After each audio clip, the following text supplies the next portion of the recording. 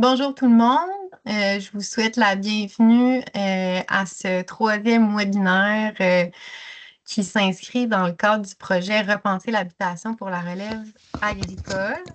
Je m'appelle Véronique Allard, je suis chercheuse et chargée de projet au Centre d'innovation sociale en agriculture du Cégep de Victoriaville.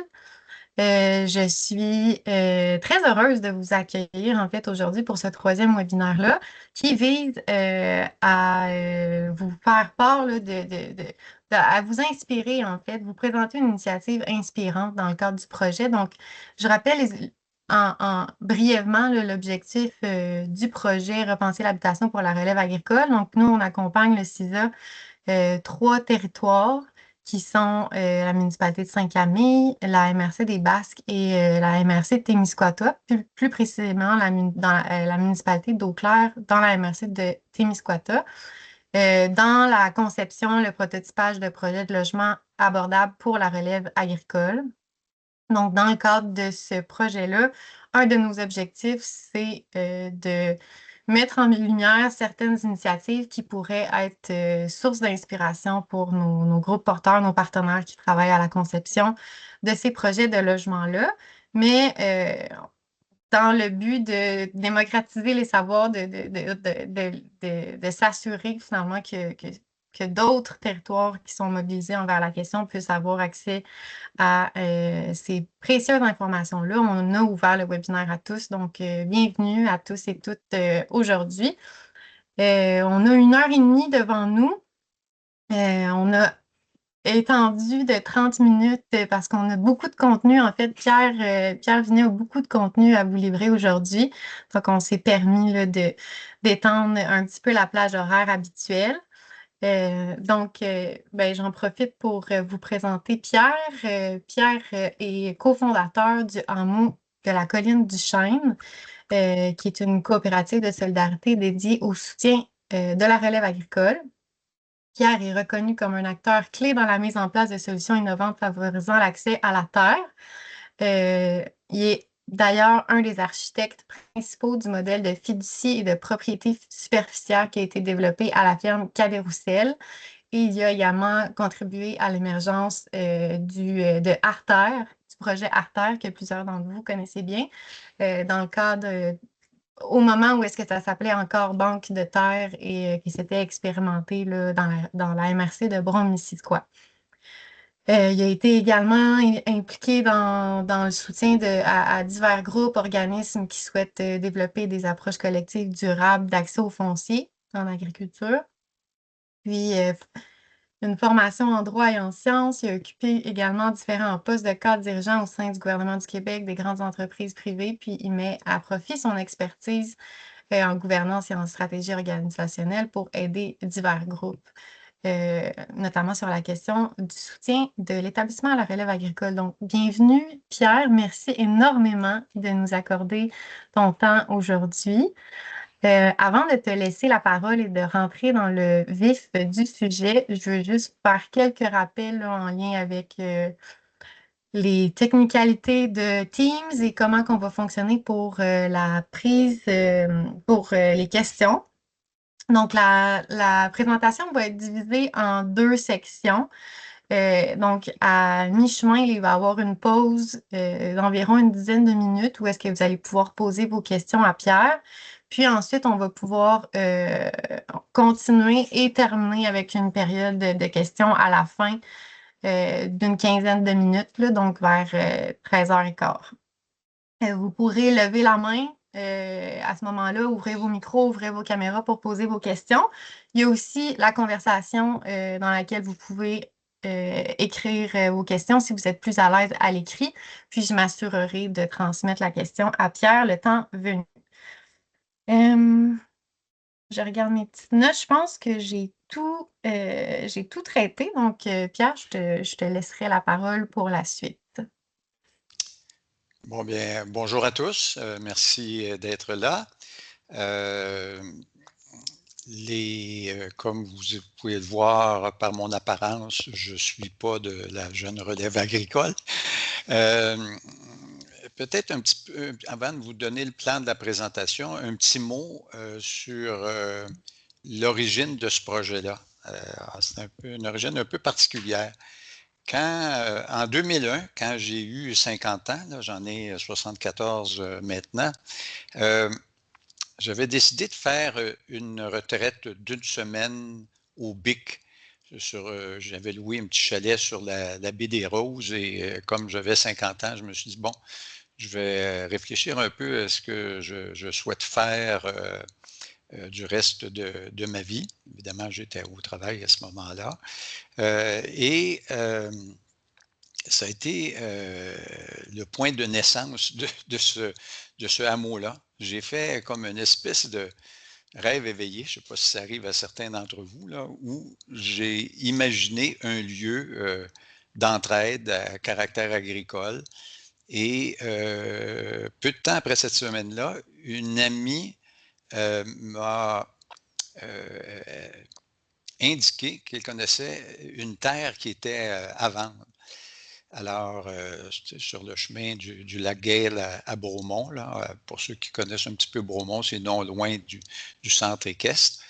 Et quand je suis arrivé à cette terre-là qu'elle m'avait indiquée, je me disais, que ça ressemble donc à la topographie des lieux, en tout cas du rêve éveillé que j'avais fait. Alors, j'ai dit, bon, c'est un signe du destin. J'ai décidé d'acheter.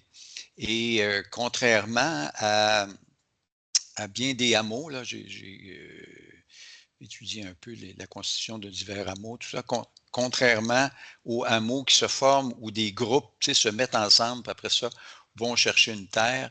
Moi, je me suis dit, cette terre-là me parle, elle parlera sûrement à d'autres mondes. Et de cette façon-là, c'est la terre qui va réunir le monde plutôt que moi nécessairement. Donc, c'était un peu l'origine de ce projet-là. OK. Alors, voilà, plan de la présentation. Je vais vous présenter d'abord qu'est-ce que c'est que le hameau, une description sommaire, ses objectifs, la motivation des familles fondatrices, puis un peu la structure juridique territoriale. Ensuite de ça, au sein du hameau, il y a une ferme qui est sous forme de coopérative de solidarité.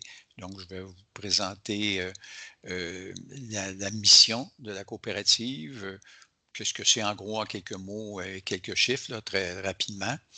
Et du fait qu'au début, elle avait un statut de locataire, puis on était amené à lui donner un statut de copropriétaire au sein du hameau pour assurer son émancipation. Ensuite de ça, comme c'est un hameau composé de familles de non-agriculteurs avec une équipe de relève agricole, je vais vous montrer un peu la nature du partenariat qu'on a conçu, qui est un peu l'originalité du modèle. Je vais vous parler un petit peu d'ingénierie financière parce que c'est important. Parce qu'un de nos buts, c'était de relever le niveau de rémunération des agriculteurs de la relève. Donc, c'est important de voir un peu quels sont les instruments qu'on a utilisés. Le logement de la relève, comment on a fait. Et puis aussi, on est arrivé à un moment où on s'est dit, bon, ben, il faut travailler à constituer un capital de retraite parce que dans notre modèle, la terre est gratuite, elle n'est pas vendue, etc. Donc, il n'y a pas de possibilité de spéculation sur la valeur de la terre, puis de constituer un fonds de retraite avec la valeur de la terre. Bon, mais ce qui contribue un problème, en tout cas à mon point de vue, parce que de fois en fois qu'on vend une terre ou une ferme, ça rend l'accès de plus en plus difficile à la terre pour la relève. Donc, et puis, on va discuter de l'applicabilité du modèle de hameau agricole au Québec, parce qu'il n'y en a pas beaucoup, et puis on va voir qu'il y a des difficultés de ce côté-là. Donc, le hameau de la colline du Chêne, c'est établi sur une ancienne ferme laitière qui a ses origines là, jusque dans les années 1840. Alors, c'était des colons irlandais qui s'étaient fait promettre de belles terres en arrivant au Québec. Et puis, c'était la famille Enright, là, établie depuis, c'est ça, à peu près du 145, du 146. Et puis, quand ils sont arrivés, puis qu'ils ont vu leur terre de 200 acres, ils se sont dit, et qu'il y a des cailloux là-dedans, et que c'est rocheux, et que c'est montagneux. Donc, ils ne se sont pas beaucoup dirigés vers les grandes cultures. Ça a été la production laitière. Puis ce qu'il y avait d'espace pour cultiver un peu, ben, c'était de faire du foin puis du maïs pour nourrir les vaches. Bon, donc, j'ai acheté cette terre-là.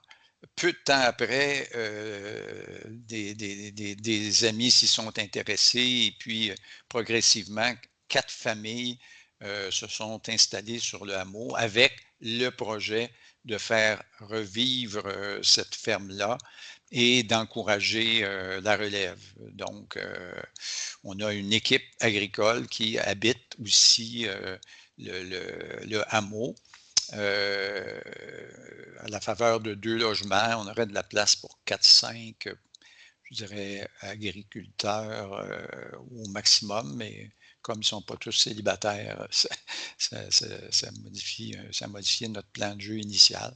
Donc, une terre de 60 hectares, donc 156 acres à peu près, un tiers en pâturage, un tiers en boisé, principalement érablière, puis un tiers en culture. Donc, si tu es les objectifs du hameau, ben, c'est d'abord de développer un milieu de vie. Hein. On a essayé, on s'est dit, on a un mode de vie assez individualiste hein, dans nos sociétés modernes. Et de passer de cet extrême-là à des communes comme ils s'en pensaient dans les années 60-70, où tout est collectivisé. On s'est dit, bon, ben, c'est peut-être aller trop loin. Alors, on voulait une formule d'un milieu de vie où il y a une part commune, mais il y a une part individuelle pour la vie de chaque famille. Mais le projet collectif central qu'on avait, c'est l'exploitation d'une ferme biologique. Et pour ça, on a fait une association entre la relève agricole, une relève agricole et des non-agriculteurs. Quels sont les... Je me permets juste de t'interrompre rapidement, Oui, Pierre. Dans le fond, Madame Delis, j'ai vu que vous aviez la main levée. On prend les questions là, à la fin du premier bloc. Vous pouvez l'écrire dans le chat juste pour être sûr de garder, de l'avoir en tête au besoin. d'accord. OK. Quelles étaient les motivations des familles fondatrices? Bon, parce qu'assez rapidement après l'achat, des gens que j'avais connus au ministère des communications, couple s'est amené, puis vous voulez acheter une partie de la terre. Moi, je dis, ben non, j'ai un projet un peu différent, puis on trouvait ça plus intéressant. On l'a développé ensemble, 2 familles se sont jointes par la suite. Bon, c'était des gens qui étaient assez passionnés par l'agriculture, pour faire leur métier, mais, et puis qui étaient sensibles aux nombreux défis de l'agriculture. Donc, les familles sont sensibilisées à ça. Et il y avait tout un désir d'aider la relève agricole. Connaissait les problématiques d'accès à la terre, puis voulait travailler à la création, oups, il manque un accent aigu, création d'un modèle prometteur à long terme. Et avec un goût d'aider de près. Hein, on voit que beaucoup d'agriculteurs de la relève, ou même les plus vieux, sont un peu isolés. Autrefois, avant les années 60, je dirais, les familles agricoles étaient nombreuses. C'était pas rare qu'il y avait 10, 12 enfants. Donc, les gens n'étaient pas isolés. Bien, on s'est dit, nous autres, avec nos 4 familles, on va un peu remplacer ces familles étendues de l'époque. Donc, non seulement le concept d'agriculture soutenue par la communauté nous intéressait, mais on s'est dit, les gens ont besoin d'aide de beaucoup plus près. Alors, nous autres, on était prêts à participer bénévolement à l'activité de la ferme. Fait que ça fait partie de nos motivations de base. Fait que vous voyez les gars. Parmi les gars, on a des gens un peu célèbres, là, comme le troisième gars à partir de la gauche, c'est Denis Gagné, qui était animateur de l'émission L'épicerie. Juste à votre droite, là, Michel Destou, qui est auteurs et producteurs de séries télévisées comme Yamaska, Classé secret, etc., etc. Plusieurs séries qui ont été faites. Et les femmes, non moins célèbres.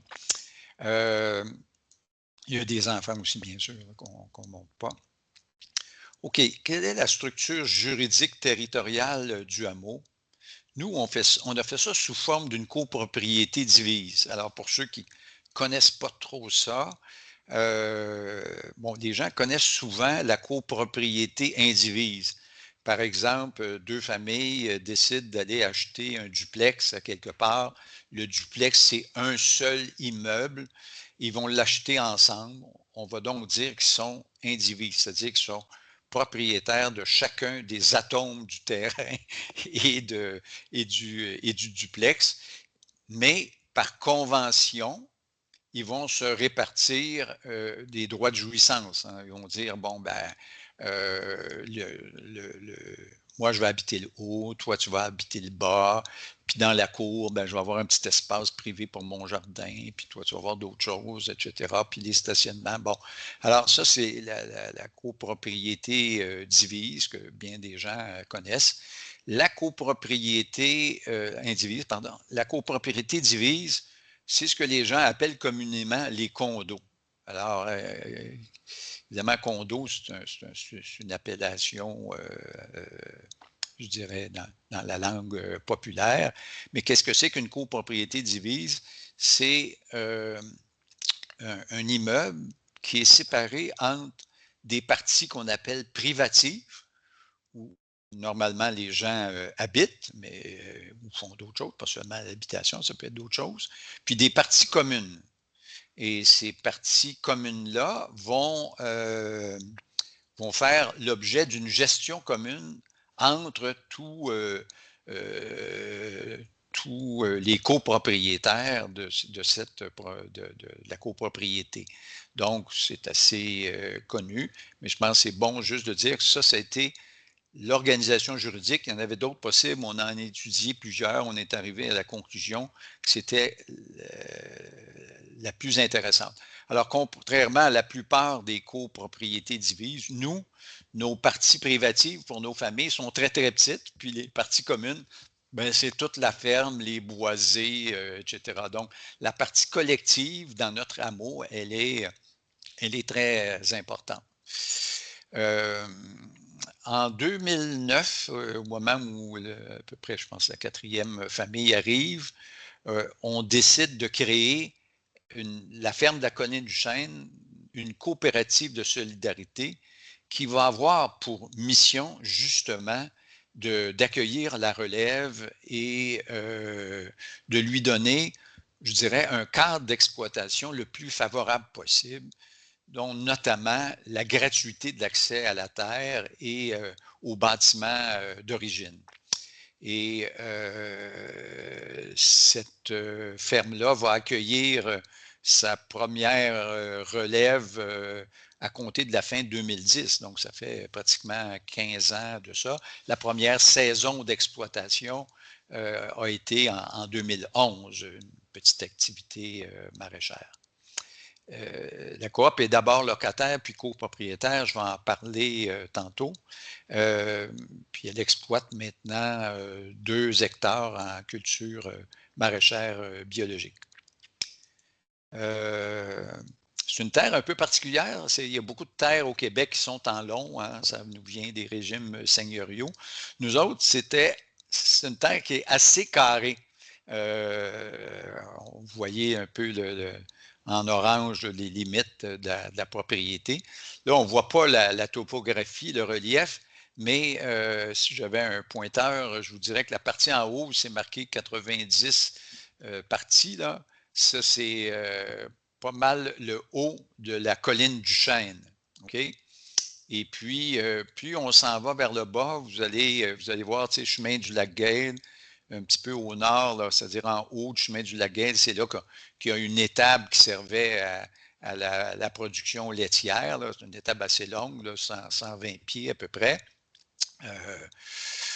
les fermiers avaient peut-être, je ne me rappelle pas, là, 45-50 vaches dans cette étable-là.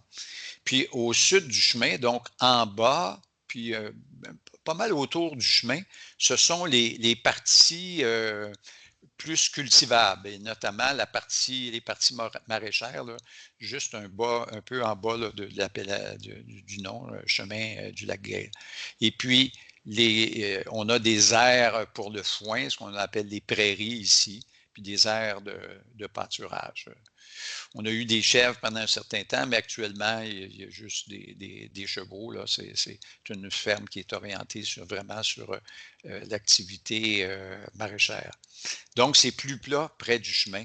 Et puis, on a réussi à convaincre la ville de ne pas s'établir, de ne pas établir les maisons. Les maisons, c'est comme on voit ça, là, il y a A, B, B, C, C, D, D, c'est là que sont les 4 maisons.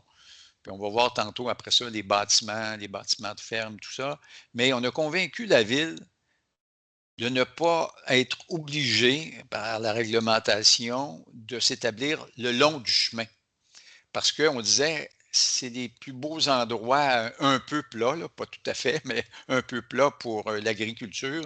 Fait que mettons les maisons sur des butons rochers, des secteurs rochers, là, où elles ne nuiront pas à l'agriculture. Donc, ça a été un peu ça. Puis la ville a accepté, a fait un plan d'implantation spécifique là, pour la terre, et ça nous a permis de démarrer ce hameau. Donc, ça a été en 2004 là, que la ville a accepté qu'on fasse un hameau. Donc, ça a pris peut-être 2 ans là, avant qu'on puisse arriver à faire ça avec la ville. Bon, donc la ferme de la colline du Chêne, c'est à la fois une structure d'accueil, mais c'est une structure d'opération. Donc, sa mission, c'est d'abord et avant tout d'exploiter une ferme en régie biologique. Ça, c'est une condition sine qua non. Là. On ne voulait pas. Tu sais, les gens parlent d'agriculture conventionnelle. Moi, c'est une expression que j'ai toujours eu de la difficulté à accepter parce que avant les années, je dirais 58, 59, 60, l'agriculture vraiment conventionnelle, elle n'avait rien de chimique. Là, tu sais, donc, on appelle conventionnelle une agriculture qui date des années 60, là où on a commencé les engrais de synthèse, les pesticides, etc. Mais avant ça, c'était pas ça. C'était une agriculture qui était biologique. Donc, moi, je pense qu'on retourne à ce que c'était quand on fait de Mais c'est important pour tous les membres du hameau de dire, ben, on ne veut pas d'épandage, on ne veut pas on voudrait que ça soit en agriculture biologique. Bon, sa mission, c'est de faciliter l'accès à la terre à la relève. Donc, la relève, quand elle arrive, tous les actifs qu'on a développés au fil du temps, dont le fonds de terre de départ, etc., c'est gratuit. C'est notre modèle. Pendant un certain temps, on a exigé une petite mise de fonds pour que les candidats soient un peu sérieux. Finalement, on a abandonné ça. Maintenant, c'est totalement gratuit à l'arrivée. On veut aussi, bon, moi j'avais été président de l'organisme qui avait créé la Banque de terre, là, qui est devenue par la suite Artère. On ne voulait pas limiter la relève dans sa durée d'établissement. Alors, chez nous, une relève qui arrive peut rester le temps qu'elle veut, tant qu'elle cultive la terre. Donc, il n'y a pas de limite. Si elle veut cultiver jusqu'à ses 74 ans, comme moi, ben, elle a le droit de le faire. Là. Il n'y a pas de limite. Parce que les modèles où, par exemple, dans la location, où on limite la durée, ben, c'est compliqué. Tu investis dans un terrain, après ça, il faut que tu en changes, puis tout ça. Là. Alors, on voulait un modèle pérenne sur ce plan-là. Notre objectif, c'était, par tous les moyens, trouver une façon d'augmenter la rémunération globale de la relève. Puis, je l'ai dit tantôt, d'avoir un soutien de proximité, de soustraire la terre à la spéculation. Alors, nous autres, c'est simple. La terre, ça fait partie des parties communes et quand un copropriétaire vend, il ne vend pas une terre et même la coopérative, pour sa part, elle ne vend pas une terre. La terre reste toujours là. Donc, Il n'y a pas à la repayer de fois en fois. Prévoir un fonds de retraite, j'en ai parlé. Puis, on adopte le principe de donner au suivant. C'est-à-dire que quand une relève arrive, on n'a pas eu tant que ça, là, mais quand une relève arrive,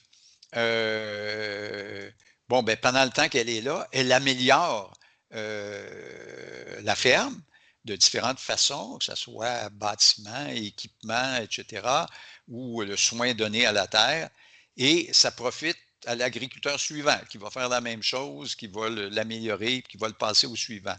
On évite donc non seulement une spéculation ou des freins à l'accessibilité au niveau de la terre, mais aussi de l'ensemble des actifs de la ferme.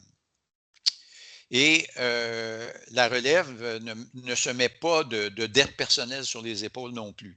C'est un aspect important. On sait que l'endettement, c'est une source de stress importante chez les agriculteurs. Alors, on a voulu que c'est la coopérative qui porte la dette. Donc, si jamais il y a un problème, ben, c'est les agriculteurs qui le portent indirectement, mais si jamais il y avait de gros problèmes, à la limite, ce serait les familles fondatrices qui seraient prises avec le problème. Bon, c'est jamais arrivé en 15 ans, là, mais je dirais. Mais c'est quand même un avantage parce que quand la relève quitte, elle n'a pas à liquider des dettes, elle n'a pas dans son bilan à traîner ça.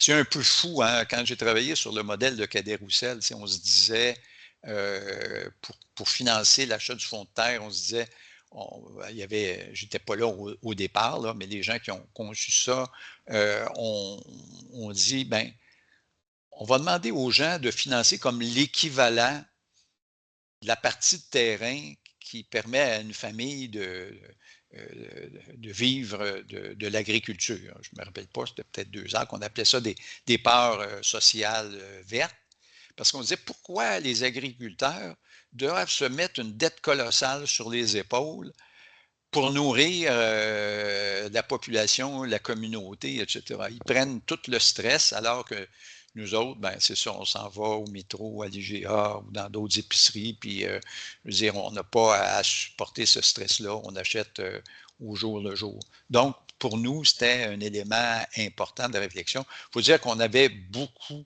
lu les différents rapports là, sur la relève agricole au Québec, des suggestions, etc. Puis on a essayé de sortir le mieux de ça.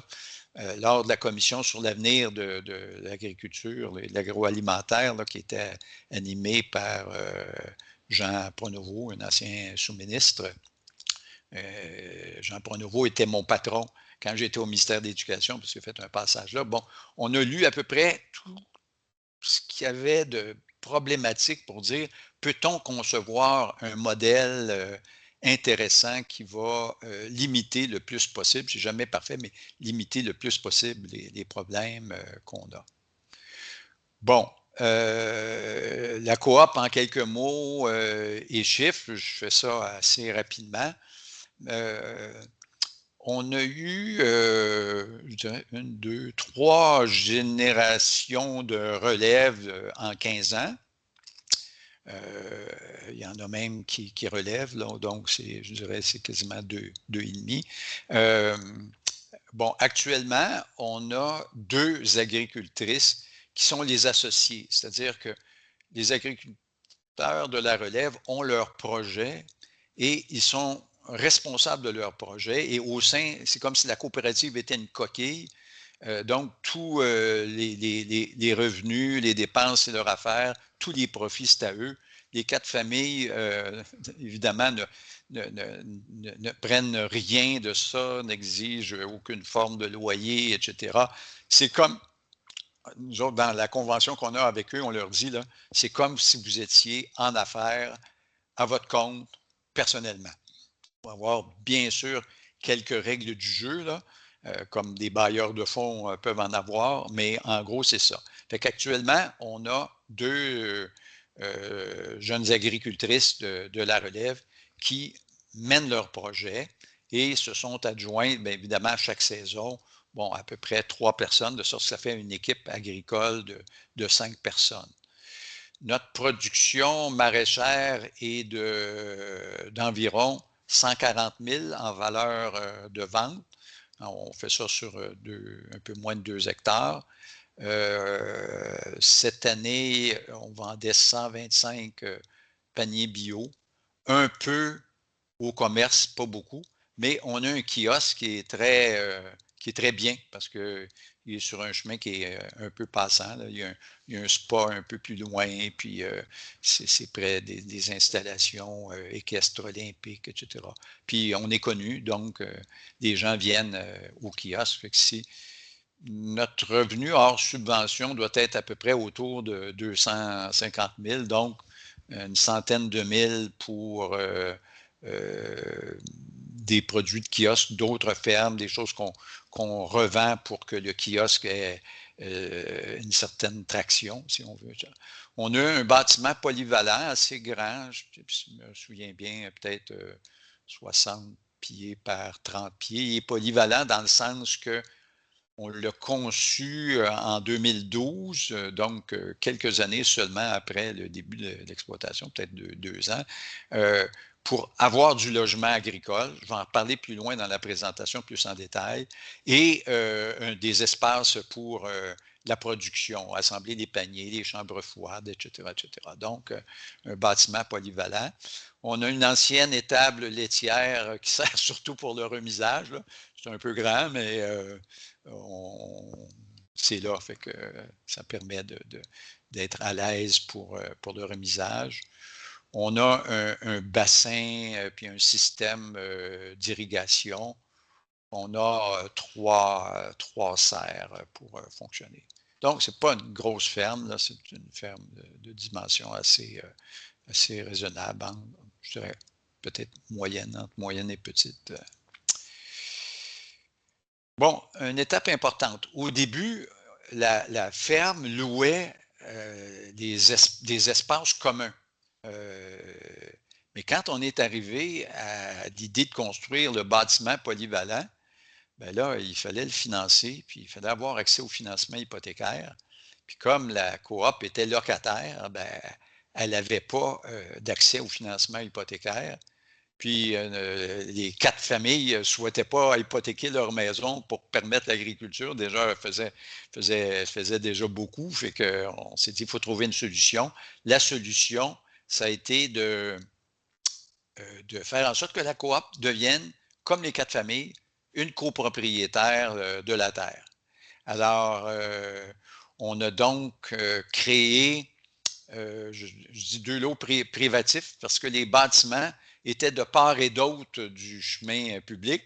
Donc, il fallait faire un lot de chaque côté, mais si ça n'avait pas été du chemin, ça aurait été juste un lot privatif. Là. Nous autres, on le considère comme un lot avec les bâtiments d'origine.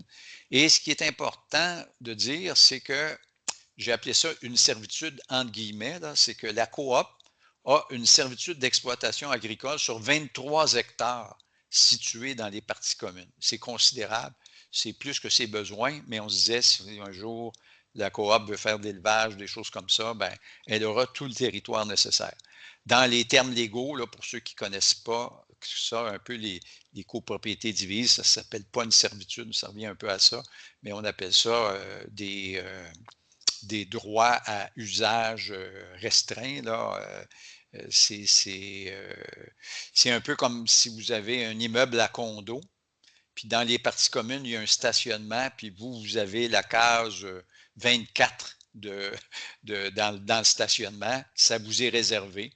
C'est pas ça demeure une partie commune, mais vos voisins ne peuvent pas utiliser la case 24 à moins d'avoir votre permission. Alors, c'est un usage qui est restreint à vous. Okay? Ça augmente donc la valeur de votre condo si vous avez 1 ou 2 stationnements par rapport à ceux qui n'en ont pas. Bien, imaginez-vous ça ici. Le condo, c'est les terrains privatifs de la ferme où il y a les bâtiments. Et puis, le stationnement, c'est 23 hectares dans les parties communes. J'ai parlé d'un stationnement, là, mais il y a d'autres exemples, les rangements en bas dans les condos, et puis des choses comme ça.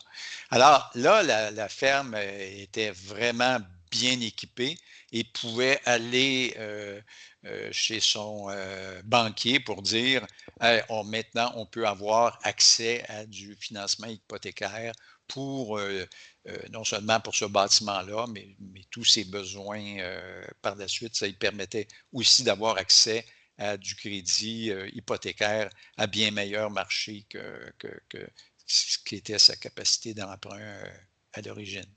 À votre demande, Pierre, il resterait 1 minute avant la première période de questions. Je ne vois pas les numéros de diapositives. Je suis rendu où?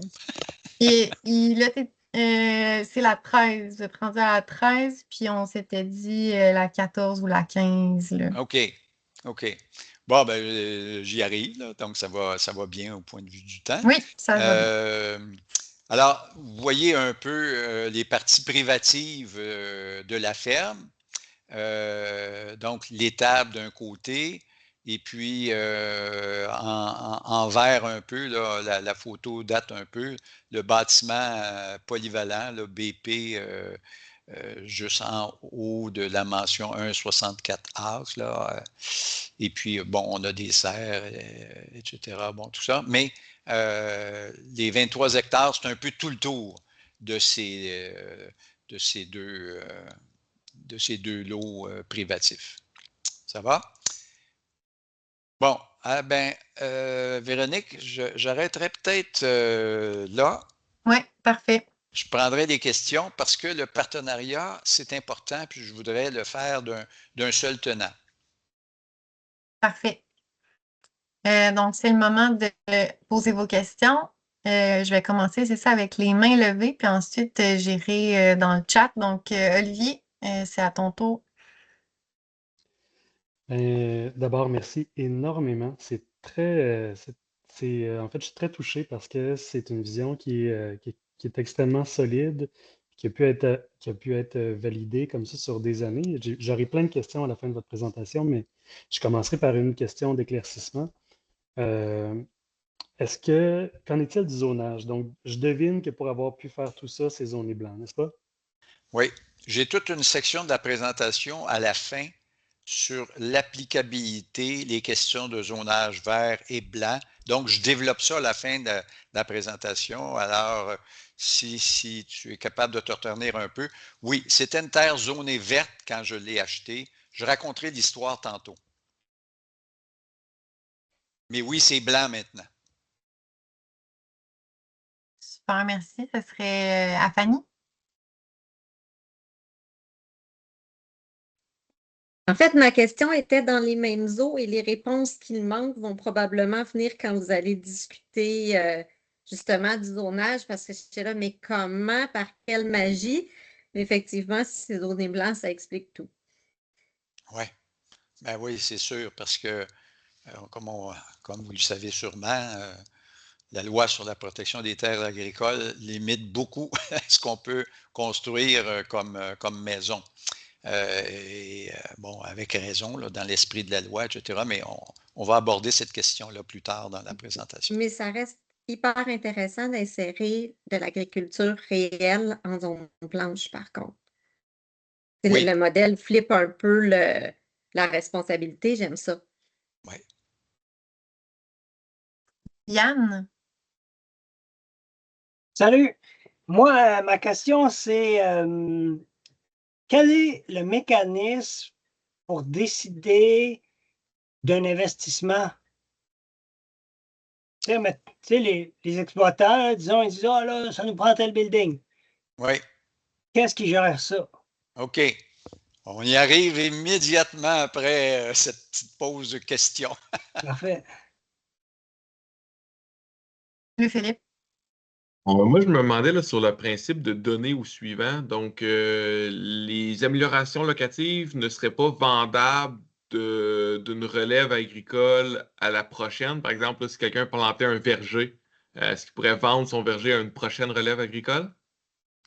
La réponse, c'est non. Ben, d'abord, ce ne sont pas des améliorations locatives parce que depuis fin 2012, la coop est propriétaire, là, donc il n'y a pas de location là, dans notre affaire. Là. la coopérative est propriétaire, donc il n'y a jamais d'amélioration locative. La coopérative ne loue pas ses terres. La relève prend le contrôle d'une certaine façon, je l'explique tantôt, là, de la coopérative. Et puis, il n'y a jamais d'amélioration locative. Mais ce qui en tient lieu, c'est-à-dire que si, par exemple, si la relève construit le bâtiment polyvalent, OK? Bon, ben là, bien sûr, il y a une hypothèque, mais il y a un financement haut, des subventions, etc. Quand la relève quitte, ben, la relève nouvelle profite de ce bâtiment-là, mais doit continuer à payer l'hypothèque. Donc, chacun paye sa part de l'usage. Fait qu'on s'organise pour que le financement, finalement, soit équitable d'une relève à l'autre. Mais ils n'ont pas à racheter, à revendre leur rotoculteur 3 fois là, de relève en relève. Il est là, il est financé, s'il est amorti, c'est beau, l'autre relève là gratuitement. Super, merci. Je me tourne vers la conversation. Maude se demande d'où viennent les revenus additionnels qui permettent d'atteindre le 250 000 de revenus autrement que via les paniers de légumes. OK. Alors, bon, en partie, les ventes au commerce, des ventes au marché public, mais surtout notre kiosque. À notre kiosque, on vend à la fois nos légumes, mais on vend aussi des produits qui viennent d'autres fermes. Parce que, par exemple, si on ne cultive pas certains légumes, ben, au kiosque, il faut les avoir, sinon la clientèle se désintéresserait Puis, on vend des œufs qu'on ne produit pas aussi au kiosque, etc. Donc, c'est des revenus de kiosque qui complètent le 140 000, plus vente au commerce, plus marché public. Et des revenus d'événements aussi qu'on a. Voilà. Super, merci. Autre question de Catherine. Comment la coopérative a pu acquérir les lots privatifs? Ah ah! J'en parle tantôt. Super. Dernière question. L'institution financière, quand elle prenait ses garanties, est-ce qu'elle prenait seulement les parties d'usage commune ou le lot au complet? OK. Il faut comprendre en copropriété divise, celui qui est copropriétaire est titulaire de 2 droits. Le droit dans sa partie privative, disons son logement de condo, là, etc., et une quote-part des parties communes. Et tout ça fait un immeuble. Sur le plan juridique, on appelle ça une fraction. Donc, une copropriété est divisée en fractions. Chaque fraction a obligatoirement une partie privative et un pourcentage des parties communes. Et ce pourcentage-là est déterminé par les valeurs relatives des parties privatives. Alors, si un a le penthouse complètement en haut, puis le penthouse représente, je ne sais pas moi, 15 de la valeur de tous les condos, alors que les autres, c'est 7-8 bien lui, il va avoir 15 des charges communes. OK? Il va payer 15 puis il va avoir 15 de part dans les parties communes. Ça ne dérange rien pour les parties communes, mais son évaluation municipale va le refléter. Donc, la ferme, quand elle hypothèque, elle n'hypothèque pas, elle hypothèque en fait son immeuble. Son immeuble est composé de parties privatives et d'une quote-part, d'un pourcentage des parties communes. Mais ce n'est pas identifié quelle est la partie commune qui lui appartient. Les parties communes sont vraiment communes, mais c'est symbolique. C'est comme si vous achetez un cheval à deux, c'est 50 à chacun, mais c'est 50 de tout le cheval. Il n'y en a pas un qui a la tête et l'autre la queue. Là. Donc, c'est globalement. Alors, les banques sont habituées pour les condos. Ils hypothèquent tout le temps une fraction d'immeuble. C'est ça qui sert de garantie. Super, merci. On peut poursuivre. D'accord. Bon. OK. Il a fallu trouver une espèce d'équilibre entre ce qu'on peut appeler le milieu d'accueil, les 4 familles, puis la relève agricole. En passant, je vous le dis tout de suite, on s'est fait voler notre idée de hameau agricole. Ça nous a beaucoup peiné. En effet, je vais en parler un petit peu plus tard, là, mais au Japon, ça existe depuis 1000 ans. Donc, ils nous ont copié rétroactivement dans le temps. C'est quand même intéressant d'apprendre que c'est une structure qui fonctionne toujours très bien et qui est une forme d'association, d'entraide entre des non-agriculteurs et des agriculteurs. Bon, donc, les principes de l'entente. La coopérative permet à la relève de réaliser son projet agricole de façon autonome. Nous, on n'intervient pas là, dans la gestion de la relève comme famille d'accueil. Donc, tous les profits d'opération vont à la relève. Puis pour garantir cette autonomie, pour pas que, tu sais, il y avait une question là, sur comment se prennent les décisions, etc. On va le voir un peu plus en détail, mais le conseil d'administration a délégué l'essentiel de ses pouvoirs de gestion à la relève. Il y en a conservé quelques-uns à cause de la loi, d'une part, puis pour, on va le voir, pour assurer la pérennité. Donc, c'est une délégation qui est garantie par contrat entre la coop et la relève, ce qui fait en sorte que la relève est titulaire de droits d'exploitation tant et aussi longtemps qu'elle reste là. Comme je l'ai dit tantôt, il n'y a pas de limite à la durée de l'établissement. Dans l'entente, les familles d'accueil s'engagent à soutenir la relève. On doit fournir, je pense, je ne me rappelle plus, non, on fait plus que ça, mais au minimum 72 heures d'aide par famille, par année. Bon, c'est pas tant que ça, là, mais on voulait que ça reste un hobby. Il y a bien des gens qui sont très occupés, tout ça. Mais il y en a beaucoup qui contribuent plus que ça, puis on ne leur donne pas de médaille pour autant. Le conseil d'administration, sur le conseil d'administration, actuellement, chaque famille est représentée, il y en a 4. Et puis, la relève est représentée. Actuellement, il y en a 2. Alors, il y en a déjà eu 3, là, mais là, il y en a 2. Donc, les agriculteurs de la relève sont minoritaires au conseil, mais comme ils ont à peu près, par contrat, tous les droits de gestion, ils sont minoritaires. C'est une façon, à l'intérieur de la coopérative, de dire, OK, les familles fondatrices vont jouer le rôle de fiduciaire au conseil d'administration. Ça va? Donc, s'il y a une décision sur des pouvoirs délégués, bien, le conseil n'a pas autorité pour les prendre, c'est la relève qui les prend seule.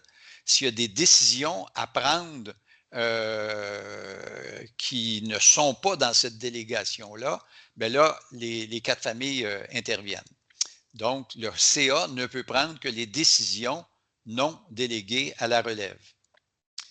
Alors, quel est le rôle des fiduciaires, entre guillemets? Ce n'est pas une fiducie, notre affaire, mais les gens connaissent le concept d'une fiducie. Dans une fiducie, les fiduciaires sont un peu comme les gardiens de la volonté de celui qui a créé la fiducie à l'origine. Donc, nous, notre rôle comme famille, vu que la relève peut passer, tu sais, puis bon, on a une qui reste 6 ans, l'autre 5 ans, etc., puis il va en avoir d'autres, nous, on veut assurer la pérennité du modèle du projet de la coop. Ça, c'est notre premier rôle. Puis deuxièmement, on a comme responsabilité d'assurer l'équité intergénérationnelle. Par intergénérationnelle, je veux dire, bon, chaque relève qui passe étant une génération. On veut en avoir le moins possible de générations, là. Puis, comme je disais tantôt, là, bon, prochainement, ça va faire à peu près 2,5 en 15 ans. Tant mieux si les gens restent longtemps, mais ça peut arriver, là, comme là, il y en a une personne qui est partie parce qu'elle veut avoir des enfants avec quelqu'un qui est à Montréal. Puis, bon, des fois, pour des raisons personnelles, les gens quittent. Dans la convention, dans l'entente avec la relève est protégée de toute décision arbitraire du CA par un mécanisme d'arbitrage obligatoire. Donc, les 4 familles ne peuvent pas se lever un matin, fumer du pot, puis arriver au conseil d'administration, puis prendre des décisions arbitraires. leurs décisions doivent être motivées, etc. Puis ça peut, à la limite, bon, jamais arrivé, mais au moins la relève est protégée de ce côté-là. Donc, le rôle du CA, quand je dirais comment ça se décline, là, c'est de prévenir la détérioration de la santé financière de la coop. Qu'est-ce qu'on veut dire par là? C'est que si on se trouvait à avoir une relève qui, année après année, creuse des déficits, ben, c'est sûr qu'on s'en va nulle part. Là, donc, le conseil d'administration, à la suite, par exemple, de 2 années déficitaires, va demander un plan de redressement à la relève. Parce que si jamais on arrivait, ça peut arriver qu'on ait une relève qui n'a pas suffisamment de compétences. On pensait qu'elle en avait à l'arrivée, mais elle gère mal ses affaires ou je ne sais pas trop quoi. Bien, on ne peut pas faire mourir la coopérative parce que des gens creusent constamment des déficits. Parce que là, on va impacter non seulement tout le projet, mais d'abord et avant tout, la relève suivante qui va prendre la coopérative dans un moins bon état. Fait qu'on demande que sur une certaine période, ils fassent au moins, comme on dit en anglais, break-even. C'est-à-dire qu'il y a autant de sous qui rentrent que de sous qui sortent. On ne demande pas de faire des profits. Là. De toute façon, les profits, ça leur appartient. Mais on veut notre rôle. On est intervenu, je dirais, 2 fois pendant 15 ans à ce chapitre-là pour demander, dans les 2 cas, un plan de redressement. Et dans les 2 cas, ça a fonctionné. L'année suivante, les gens la relève avait réorganisé leur flux. C'est dans leur intérêt aussi parce que comme ils se payent à même les profits de la coopérative, bien, s'ils font moins de profits, ils ont moins de rémunération. Donc, tout le monde rame dans la même direction. Quand ils font un déficit important, ils ne sont pas heureux. Là. Puis nous autres non plus, mais je veux dire, tout le monde est malheureux quand ça va mal. Quand ça va bien, tout le monde est heureux. Bon. Si jamais la relève voulait modifier l'orientation biologique de la ferme, on aurait un droit de veto. Je suis à peu près certain qu'on l'exercerait parce qu'on ne voudrait pas que ça soit autrement. Veiller à la sagesse des investissements et emprunts importants. Donc, ça répond à une des questions qui a été posée. Si la relève veut faire un investissement de 10 000 par exemple, ou plus, et qu'elle n'arrive pas à le financer et qu'elle doit emprunter. OK? Mais là, on se dit, oups, cet actif-là que la relève veut acquérir, ça risque de servir à d'autres aussi. Parce que chez nous, la relève, elle donne son avis au mois d'août, puis là, l'année prochaine. Alors, nous autres, comme famille d'accueil, là, oups, on peut être pris à trouver une autre relève pour la saison suivante. Si les investissements sont inconsidérés, là, pas de retour sur l'investissement, etc., là, on se dit, oups, on va affecter le bien-être de la relève suivante. On ne veut pas ça. Donc, on a un pouvoir de refuser un investissement important. Pour l'instant, on a établi la limite à 10 000 qui demande un financement par emprunt. Par ailleurs, si un investissement est financé par une prime à l'établissement, etc., évidemment, ben là, on n'a pas besoin de jouer ce rôle-là. Il est payé dans l'année, puis ça n'impacte pas la relève suivante. Donc, on n'a pas à jouer ce rôle-là. On se réserve aussi un rôle on n'a jamais eu à le faire, là, mais dans la Convention, c'est prévu que si la relève attentait à la réputation ou à l'harmonie, etc., on ne veut pas qu'il y ait des gens de la mafia ou qu'il y ait des gens, etc. Fait qu'on se dit, on a un certain pouvoir là, si jamais les affaires dérapaient, les voisins se plaignent de party tous les samedis jusqu'à 4 heures du matin en plein air, puis je ne sais pas trop quoi, on pourrait intervenir à ce niveau-là. C'est en gros les droits qu'on s'est conservés. OK. Est-ce que, peut-être que, Véronique, si jamais il y avait des... Ah oui, comment... alors, j'en peut-être parle de ça ici. Non. Je reviens, je m'excuse de ça. Il y avait une question sur comment la coopérative a acquis les terres. On va le voir un petit peu à la faveur du régime d'investissement coopératif. Hey, écoutez, permettez-moi juste de vérifier si j'en traite. Oui, OK, j'en traite tantôt. Bon, j'arrive à l'ingénierie financière. Donc, la question de la personne qui disait comment la coop a pu acquérir les terres, puis bon, tout ça, elle va être couverte dans cette section-ci.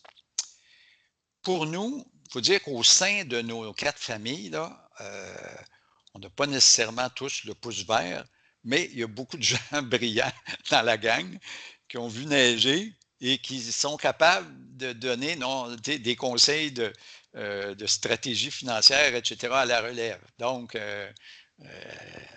s'en servent souvent, la plupart du temps. Pas toujours, parce que des fois, ils ont leur orgueil et ils veulent se débrouiller par eux-mêmes, c'est bien correct. Mais bon, nous, on a réuni plusieurs atouts pour faire en sorte d'abaisser les coûts d'investissement et les frais d'exploitation afin d'améliorer la rémunération. Première des choses, nous, la coopérative est à but non lucratif. Elle est donc reconnue comme organisme d'économie sociale, puis a bénéficié de subventions importantes à ce titre, auxquelles les agriculteurs n'ont généralement pas droit. J'ai calculé qu'on avait été chercher probablement un peu plus que 80 000 $ en subventions à ce titre-là, puis on est en train d'en demander une autre subvention de 20 quelques mille dollars. J'espère qu'on va l'avoir, on ne sait jamais. Dont 60 000 a aidé à la construction du bâtiment polyvalent. Fait que ça réduit beaucoup le coût. Le bâtiment polyvalent, à l'époque, en 2012, nous a coûté, je pense, autour de 220 000. Fait que c'était quand même un gros investissement à faire.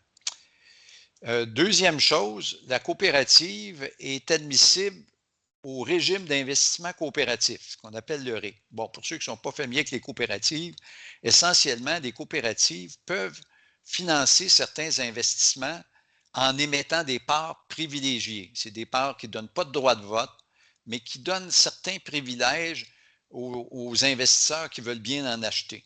Okay? Alors, les acheteurs de ces parts privilégiées peuvent déduire ces investissements de leurs revenus. Jusqu'au mois de mars, c'était, vous pouvez même déduire 125 % d'investissement. Maintenant, depuis le mois de mars, c'est 100 % d'investissement. Et donc, ils peuvent réduire leur facture d'impôt, seulement au provincial, cependant. Mais quand même, jusqu'au mois de mars dernier, à chaque fois qu'on faisait un investissement, ça donnait lieu à peu près à 30 % de retour d'impôt dans la poche des investisseurs. Okay? Alors, même si les parts privilégiées n'avaient pas nécessairement un avenir de rendement phénoménal, c'est, au moment de l'achat, c'est intéressant. Alors, comment comment la coop a pu payer l'achat de la ferme? À l'époque, la transaction s'est faite pour à peu près 200 000 $, okay? Parce qu'on l'a fait évaluer. On a dit, c'est ça que ça vaut. On ne voulait pas avoir de problème là, de tour de passe-passe, etc., etc. Et la coop, on lui a dit, ben, tu vas nous émettre aux familles fondatrices qui vendaient une partie de leur terrain, tu vas nous émettre des parts privilégiées. Alors, nous autres, chaque famille a dans le fond, cédé sa partie de propriété à la coop en échange d'un bout de papier. De cette façon-là, ça assurait la gratuité de la terre pour la relève parce que la coop avait zéro dette, avait 0 sous à sortir pour acheter de la terre. Quand même très bien. Et les 4 familles qui ont fait ça se sont engagées à ne pas exiger le remboursement de leur part tant que la coop maintient son exploitation agricole. Donc, si c'est dans 50 ans, c'est dans 50 ans. Mais si ça faisait faillite dans 10 ans, par exemple, ce qu'on ne souhaite pas, bien là, à ce moment-là, on pourrait tenter d'exiger le remboursement de nos parts. Bon. Les familles ont donc une option de rachat en cas de cessation des activités. Ça veut dire, qu'est-ce que ça veut dire? C'est que si la coop cesse ses activités, nous, on peut dire à la coop, tiens, reprends tes parts privilégiées, puis en échange, on reprend notre terrain. OK? Donc, c'est une façon, nous autres, de se garantir qu'on n'était pas en train de dilapider nos propres biens. On se disait, ben, il y aura toujours moyen, si jamais quelque chose va mal, de racheter ça. Fait qu'on paierait avec nos parts, plus les améliorations foncières là, qui auraient pu avoir lieu depuis l'époque de la transaction. Mais on a fait plus que ça. La réduction d'impôts qu'on obtenait en émettant des parts privilégiées, comme je disais, c'est assez substantiel. On n'en avait pas besoin pour vivre, on ne faisait pas ça pour l'argent. Donc, on s'est dit, on va toutes les réinvestir dans la coopérative et on a fait converger à peu près 70 000 $ en dons vers la coopérative pour aider à réduire la facture de construction du bâtiment polyvalent. Fait que, tu sais, 60 000 $ en économie sociale, 70 000 là, ça a commencé à réduire beaucoup le montant de l'hypothèque à payer, ça faisait en sorte que la relève pouvait avoir du logement, un bâtiment de production, etc., sans avoir un service de la dette important. Finalement, dans notre modèle, c'est sûr que, tu sais, par exemple, nos deux associés, s'ils étaient à leur compte, puis ils louaient une terre à quelque part ou ils achetaient une petite terre, bien, ils n'auraient pas le droit à l'assurance emploi parce que les propriétaires d'une exploitation n'ont pas le droit à l'assurance emploi.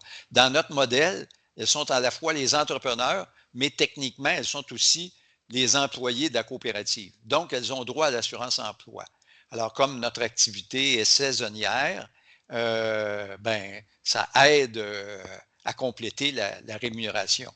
Donc, bon, c'est normal pour des travailleurs saisonniers, vous allez dire, etc., mais pour ceux qui sont les propriétaires de leur business, c'est pas normal. Donc, ils n'y ont pas droit, mais dans notre cas, ils y ont droit. Alors, ça faisait un plus pour la relève. Vous voyez ici notre équipe agricole, je pense que c'est de l'année passée. Voilà. Donc,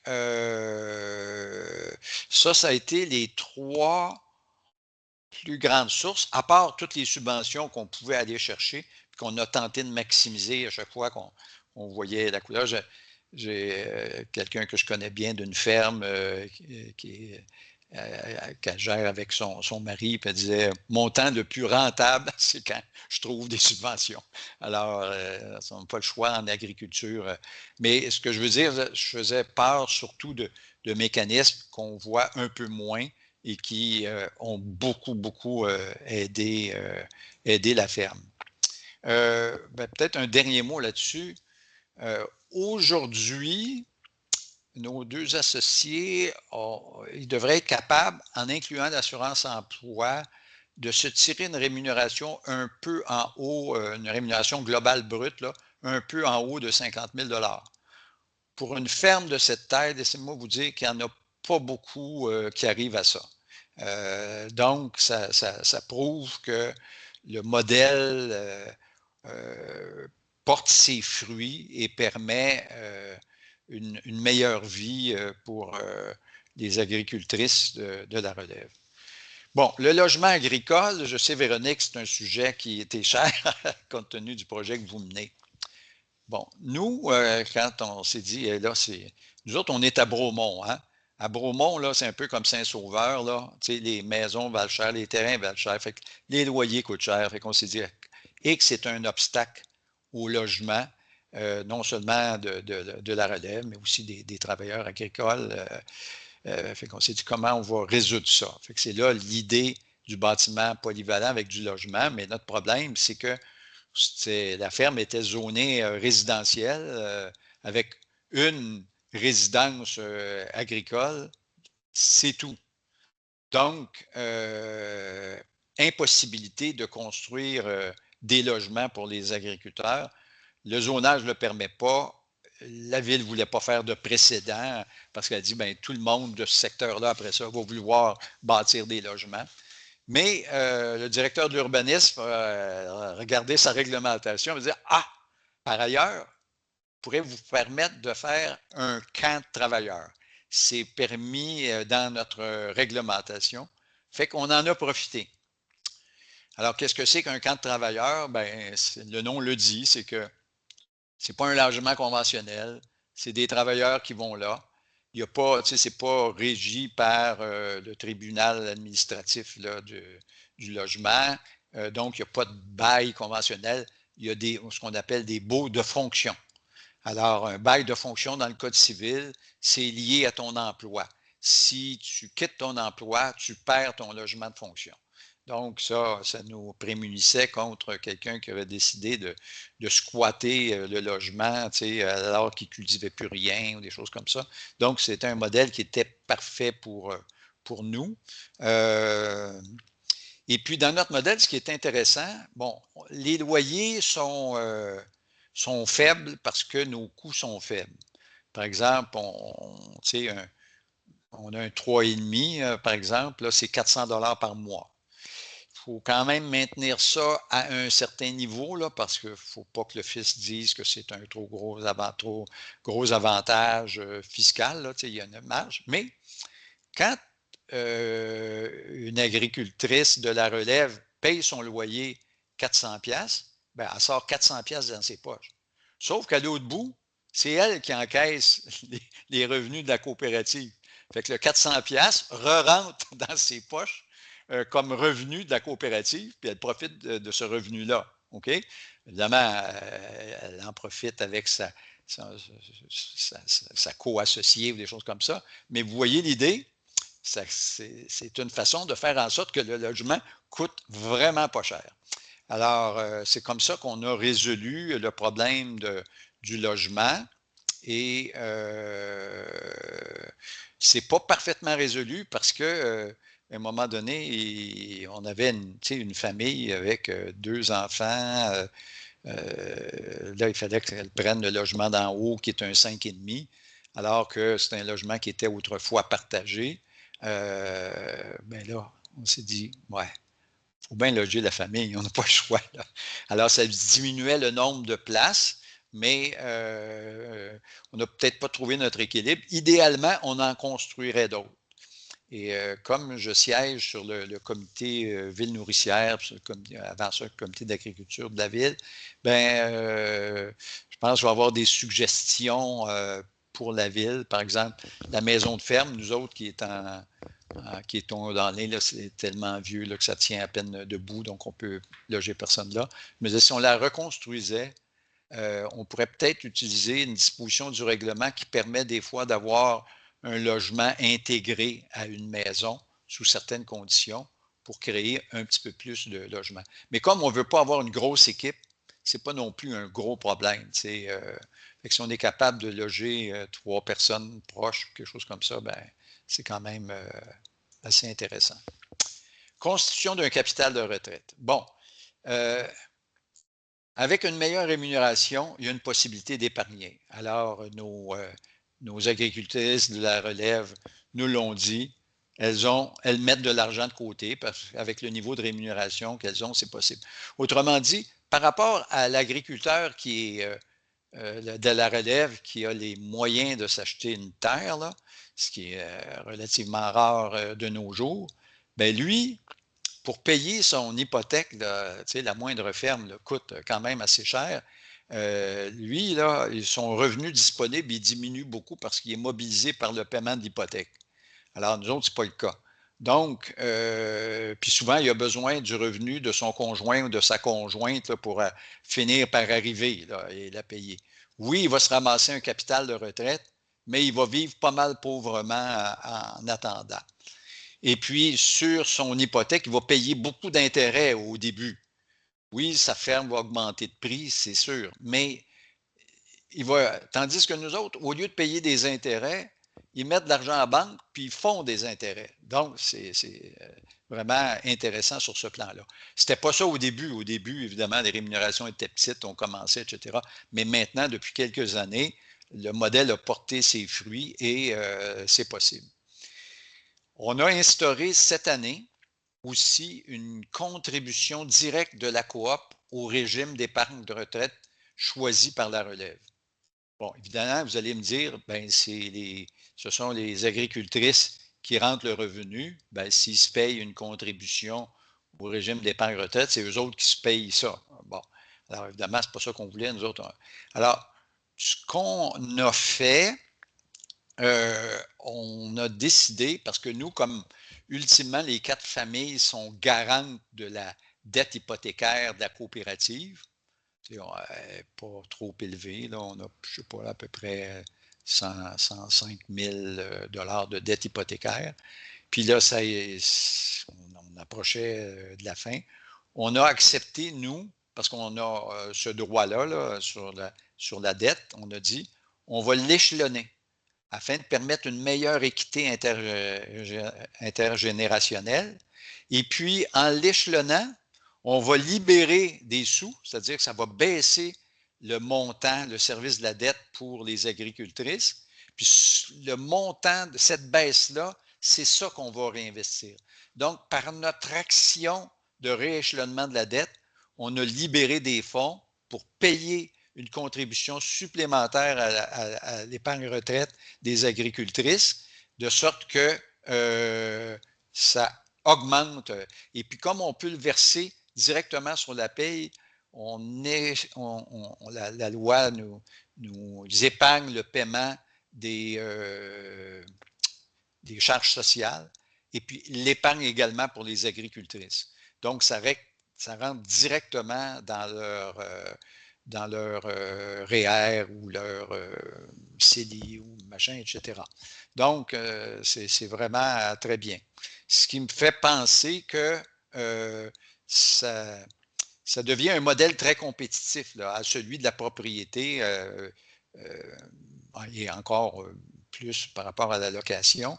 Mais même la propriété, j'ai commencé à faire des simulations là, pour dire, OK, le problème de la propriété, c'est que souvent, tu n'as pas d'accessibilité. Tu voudrais bien acheter une petite ferme, une petite fermette, 800 000, 1 million, mais tu sais, comment tu finances ça là, quand tu es jeune? Nous, on combine l'accessibilité, la grande accessibilité, avec une constitution d'un capital de retraite. On pense qu'on est dans la bonne direction. S'il y a des gens qui ont de meilleures idées, on va les appliquer. Bon, maintenant, on arrive à l'autre question. On est en zone blanche. Bon. Quand j'ai acheté la terre, c'était en zone verte. Mais la ville avait obtenu le droit, un certain nombre d'années auparavant, avait obtenu la conversion de tout le secteur dans lequel on est situé, parce que c'est rocheux, montagneux, ce n'est pas des terres agricoles de grande valeur, etc.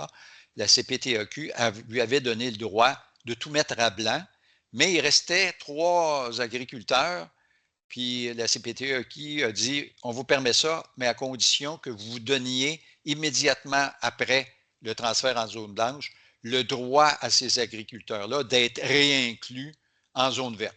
OK? Tant et aussi longtemps qu'ils vont faire de l'exploitation agricole.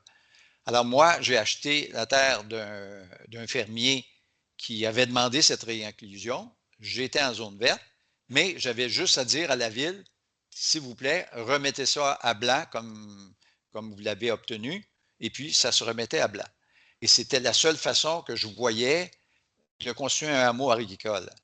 J'avais fait une petite représentation à la commission pour Renouveau sur l'avenir agricole en disant pourquoi vous ne permettez pas les hameaux?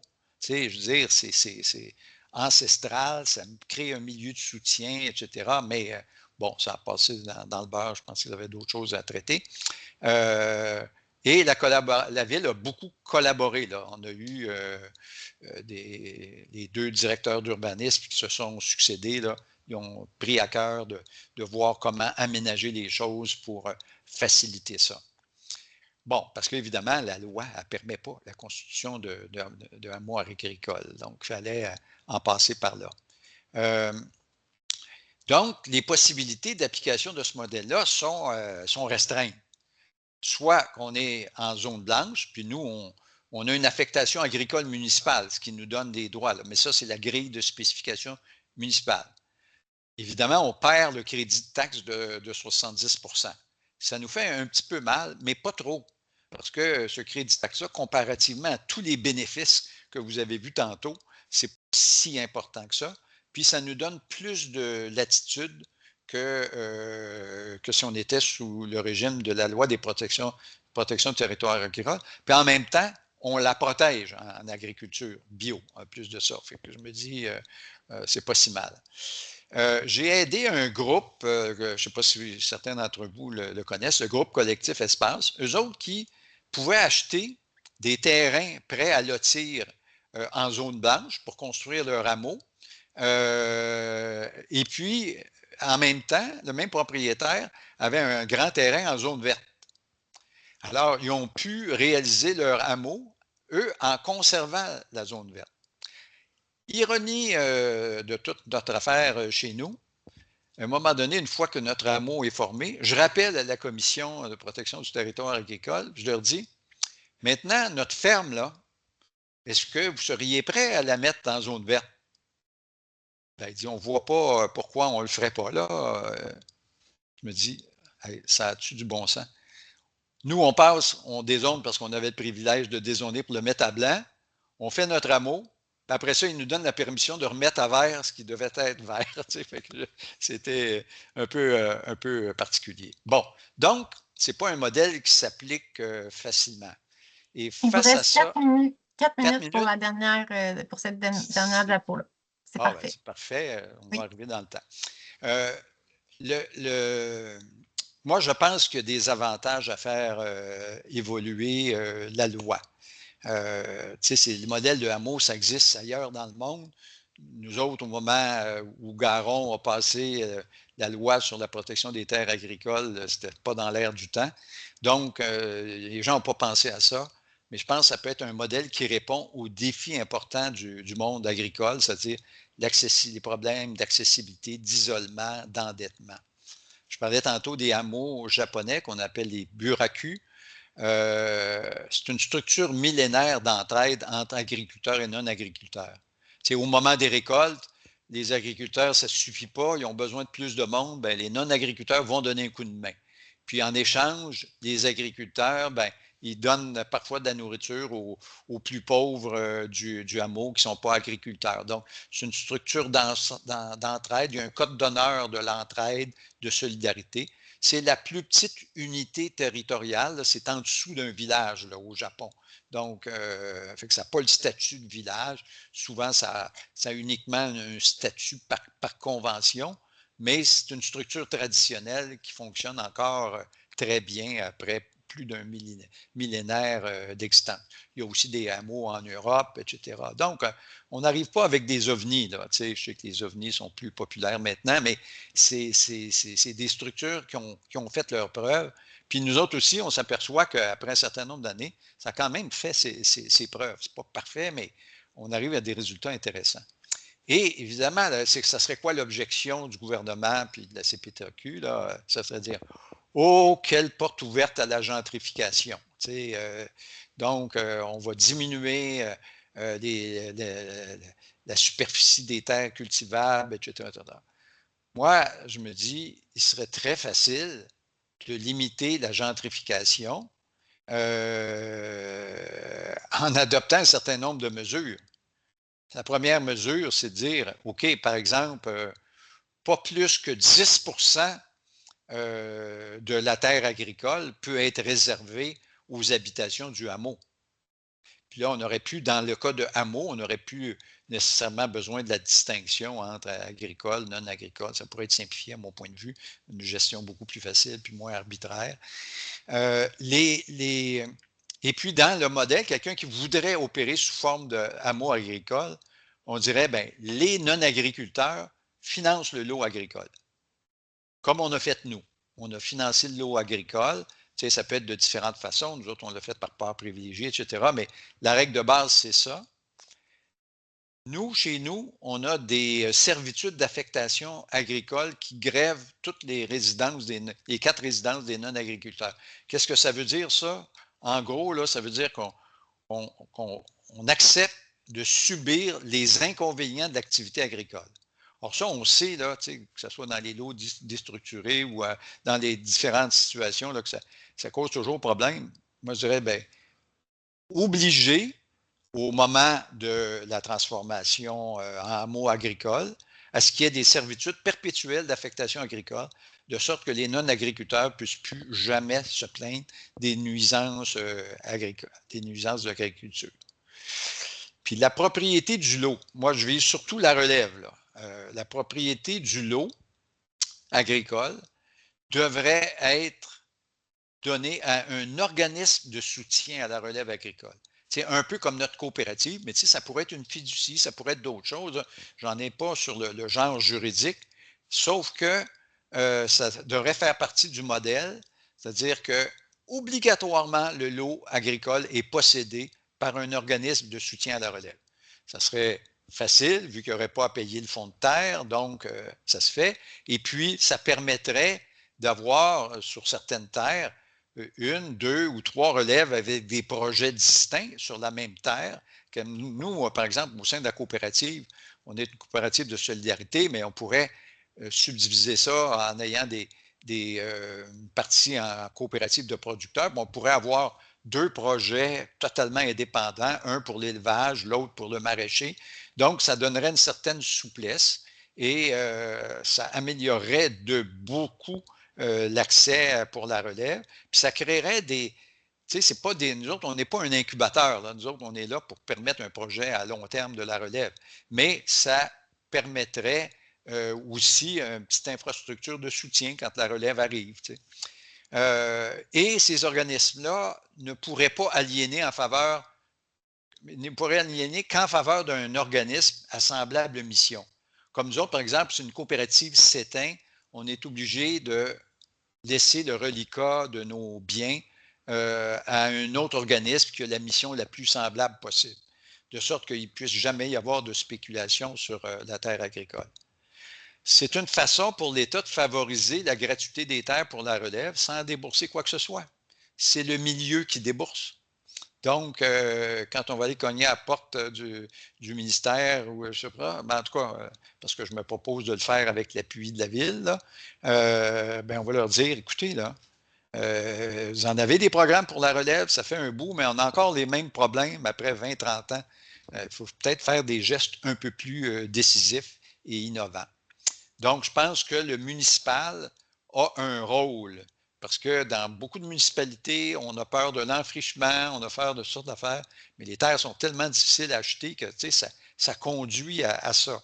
Bien là, ça pourrait aider les municipalités à garder un certain tissu agricole de façon plus facile. Il ne s'agit pas de tout transformer les terres comme ça, mais d'en avoir un certain nombre qui serait réservé pour la relève. Je pense que ce serait une bonne idée. Voilà, c'est la fin de ma présentation. Merci Est-ce qu'on est énormément. dans les temps, Véronique? On a dépassé un peu, mais c'était trop difficile de vous arrêter parce que OK. c'était vraiment bon. intéressant. On va procéder comme tantôt. J'ai pas mentionné là, pour ceux qui sont moins confortables avec Teams, là, en haut dans les onglets, vous avez levé la main, la petite main, vous avez juste à cliquer là-dessus. Sinon, il y a aussi la bulle de conversation ou clavardage là, qui vous permet de poser vos questions dans le chat. Donc, je vais y aller avec Olivier. Je commence en vous disant merci beaucoup, M. Vinet. Vous ne pouvez pas savoir à quel point je suis heureux de vous avoir entendu aujourd'hui. C'est vraiment une vision qui est très, très claire, qui est très intéressante. Puis je trouve que vous avez réfléchi à beaucoup des angles morts de structures qu'on observe pour le soutien à la relève agricole, comme les incubateurs agricoles, avec des mécanismes qui sont vraiment qui permettent à la relève d'avoir accès à une terre, mais pas nécessairement de s'endetter, de voir à de la pérennité, de constituer un fonds de retraite. C'est toutes des choses qui sont vraiment très intéressantes. Puis sur la constitution d'un syndicat de copropriété, vous avez vraiment une vision collective, mais avec des mécanismes agiles qui permettent le financement privé, puis qui permettent justement de pouvoir... il y a un bel équilibre entre justement des mécanismes privés avec ce qu'on connaît aujourd'hui, mais aussi des façons, des véhicules collectifs, puis la fiscalité qui s'y greffe. J'avais une question pour vous. Vous avez vraiment réfléchi beaucoup sur le projet agricole. Je me demandais, est-ce que vous avez pensé à votre après-vous? Je parle des familles fondatrices parce que vous avez travaillé à développer une stratégie qui permette l'établissement agricole puis la relève à long terme. Mais qu'en est-il de votre situation des familles fondatrices dans un contexte de spéculation foncière aussi? Qui va vous remplacer éventuellement? OK. Bonne question. On l'a prévu. D'ailleurs, j'ai appelé Dieu hier justement pour faire un checkpoint sur ça. Il m'a garanti que je vivrais au moins jusqu'à 200 ans, de sorte que ça nous donne un peu de... Hein, bon. Non, en fait, c'est très simple. C'est-à-dire que nous, les copropriétaires sont liés par une déclaration de copropriété qui les contraint. OK? Donc, si moi je vends, je décide d'aller faire tourner un ballon sur mon nez en Alaska, ben, le copropriétaire qui me remplace, il est pris avec les mêmes obligations que moi. Tu sais, il est dans la même situation. Ça ne change absolument rien pour la coopérative qui, elle, est copropriétaire. Ça change zéro. Je suis remplacé par un autre, tout simplement. Et cet autre-là n'a pas, tu sais, je veux dire, nous autres, on avait à faire le geste de créer une coopérative propriétaire. Tu sais, on avait à poser ce geste-là. Il est posé. Maintenant, ça fait partie de la structure de la copropriété. Plus personne ne peut toucher à ça. Dans notre mécanisme de copropriété, pour changer des choses aussi fondamentales que ça prend 90% des voix de la copropriété. Fait que là, on comprend là, que ça va être très, très difficile à changer cet édifice-là. Mais donc, je pars, un autre me remplace, il continue, il va siéger au conseil d'administration de la coopérative. Il n'y aura pas plus de droits que les autres, puis pas plus de droits collectifs que les familles. C'est-à-dire les droits d'exploitation demeurent toujours dans les mains de la relève. Donc, ça ne change rien.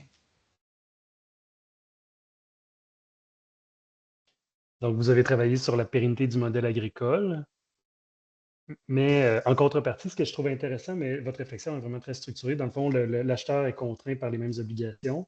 Par contre, de votre côté, le choix, il n'y a pas de disposition qui permet entre les copropriétaires de se choisir eux-mêmes. Est-ce qu'il y a un droit de rachat qui est prévu? Est-ce Oui. que oui? Oui, il y a un droit de rachat. C'est-à-dire que si un copropriétaire veut quitter, on a un droit de préemption qu'on appelle, c'est-à-dire qu'on peut faire une offre au même prix que le tiers acheteur. Parfait. Super, merci. Louis-Philippe? Bonjour, je ne me rappelle pas, là, je pense qu'on va faire encore une erreur de nomenclature. Comment vous appeliez là, les habitations pour la relève agricole? Là, je ne me rappelle plus comment vous l'avez nommé, mais comment vous l'avez financé?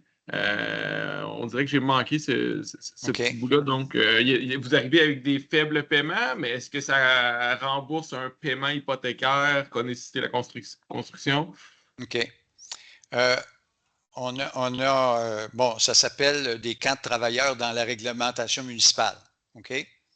Bon, ça répond à la première question. La deuxième question, comment on l'a financé? Bien, on a mis 220 000 au départ sur ce bâtiment-là. Quand on a transformé un autre logement, peut-être un petit peu plus, là.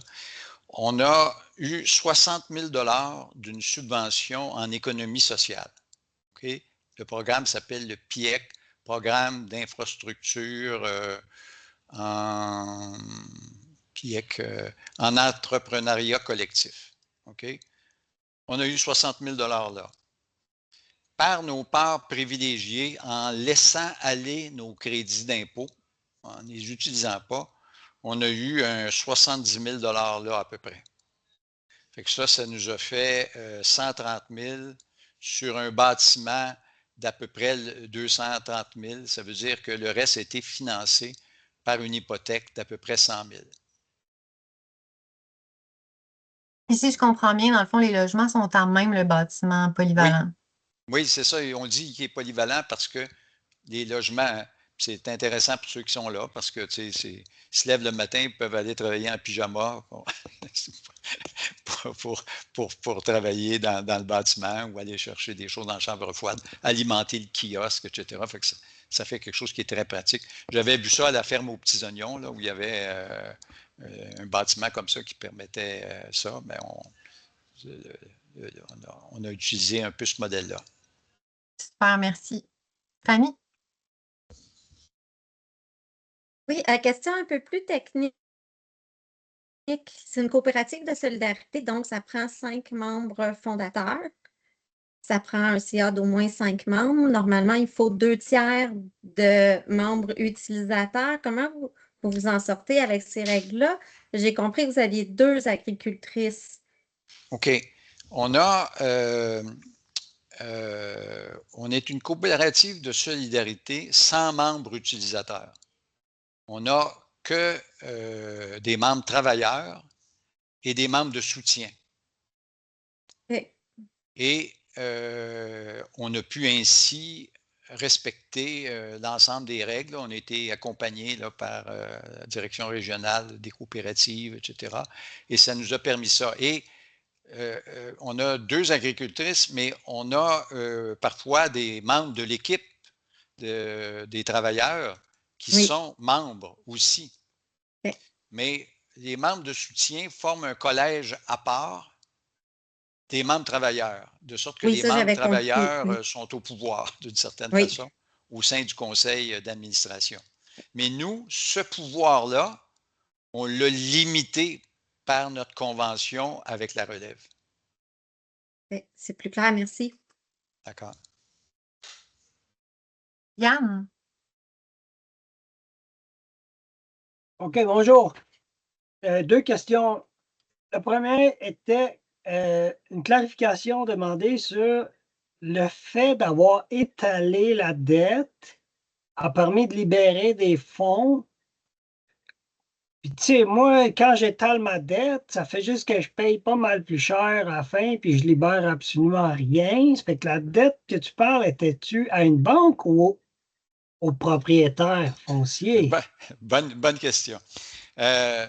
Bon, alors, si j'ai une dette de 100 000 que je dois rembourser sur 10 ans, OK? Puis que je compare ça à une dette de 100 000 que je dois rembourser sur 20 ans, OK? Mes paiements hypothécaires sur 20 ans vont être beaucoup plus bas que si je dois la rembourser sur 10 ans, OK? Donc, le paiement hypothécaire, c'est-à-dire ce que les agriculteurs de la relève, ils doivent faire face aux autres à ce paiement-là au mois le mois. En réchelonnant la dette, eux, leur paiement est plus bas. OK? Ça, ce qui est libéré, c'est ça qu'on a versé à l'épargne retraite. Mais tu as raison de dire que sur 20 ans, on va payer plus d'intérêts au total que si on le faisait sur 10 ans. Tu sais, chez nous aussi, là, je pourrais dire, je paye sur 5 ans pour payer moins d'intérêt, mais je ne suis pas capable, fait que je l'étale. Bon, donc, et nous, ça nous est apparu correct parce qu'on s'est dit, les agriculteurs de la relève des générations suivantes là, qui vont venir, là, ben, si on n'échelonne pas la dette, ils vont payer 0 à un moment donné, OK, pour le bâtiment. Puis c'est tous les agriculteurs précédents qui vont l'avoir payé. Fait que nous autres, on doit veiller à une certaine équité. Fait qu'on préférait qu'il y ait un coût supplémentaire en intérêt pas si grand que ça, OK, pour avoir de l'équité intergénération de relève et surtout aussi pour permettre indirectement aux agriculteurs de la relève de participer au capital de l'entreprise. Parce que en leur baissant leur service de la dette, c'est comme s'ils allaient chercher une partie du capital indirectement. Alors, donc, ça nous permettait d'améliorer leurs conditions de retraite. C'est ce qu'on souhaitait. OK, merci. Deuxième question, si je peux. Oui. Oui. C'est quoi exactement le contrat qui protège les activités agricoles contre des plaintes de nuisances? Puis, OK. comment ce contrat-là a du poignant sur quelqu'un qui pourrait quand même appeler la ville pour dire il y a du bruit, il est 10 heures. Surtout OK. à Bromont, où ce que je connais des fermiers que la police est allée dans leur champ à 10 heures le soir pour leur donner une contravention. Oui. OK. Bonne question. OK, ce n'est pas un contrat. C'est une servitude. OK? C'est-à-dire que quand on est propriétaire d'un bien, on peut octroyer une servitude, par exemple un droit de passage. OK? Alors, j'ai un terrain, mais je te donne un droit de passage. Fait que là, tu as le droit de passer sur tel bout de mon terrain, OK? Bon, ce droit-là, là, de passer sur mon terrain, si c'est une servitude perpétuelle, ben moi, je suis pris avec, puis toi, tu en bénéficies, OK? Bon, donc, nous, chacun des terrains, là, au bureau des immeubles, là, etc., chacun des terrains des non-agriculteurs, il est grevé d'une servitude en faveur de la ferme. C'est-à-dire que la ferme, elle jouit du droit d'avoir un certain niveau de nuisance agricole sans que les autres puissent s'en plaindre. Mais c'est sûr que si notre voisin qui ne fait pas partie de notre projet s'en plaint, ça ne change rien. Là. Ils vont pouvoir appeler la ville. Sauf que nous, on essaierait d'appeler la ville, et puis la ville, comme est au courant de notre déclaration de copropriété, etc., bon, la ville dirait, d'abord la ferme, même si elle était attaquée, ce qui serait compliqué dans notre modèle, là, mais elle dirait, bien, mon cher Pierre, là, tu vieillis un peu. Écoute, là, tu es grevé d'une servitude là, d'affectation agricole. Là. Fait que tu ne peux pas venir te plaindre. Là. Donc, même si la ville voulait intervenir, la ferme se défendrait en disant, ben voici, moi j'ai un droit là, qui est inaliénable. Là. Donc, voilà. Mais pour les autres voisins, eux autres, ils pourraient se plaindre. Il faut dire qu'on ne fait pas grand bruit, puis on n'étend pas beaucoup de lisier de porc dans nos champs, donc on ne crée pas beaucoup de nuisances. Merci. Fanny, vous avez une autre question? J'en ai plein d'autres, mais je vais attendre mon tour. Oui. Écoute, c'est particulier parce que j'ai grandi juste derrière votre kiosque. Quand j'étais jeune, il n'était pas là, mais moi, je viens du chemin Chouanière, fait que je suis à côté d'où vous êtes.